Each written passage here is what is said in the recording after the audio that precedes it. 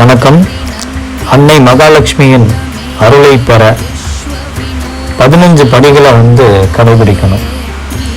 அந்த 15 படிகளை நாம் 15 தினங்களுக்கு கடைபிடிக்க முயற்சி செய்வோம்.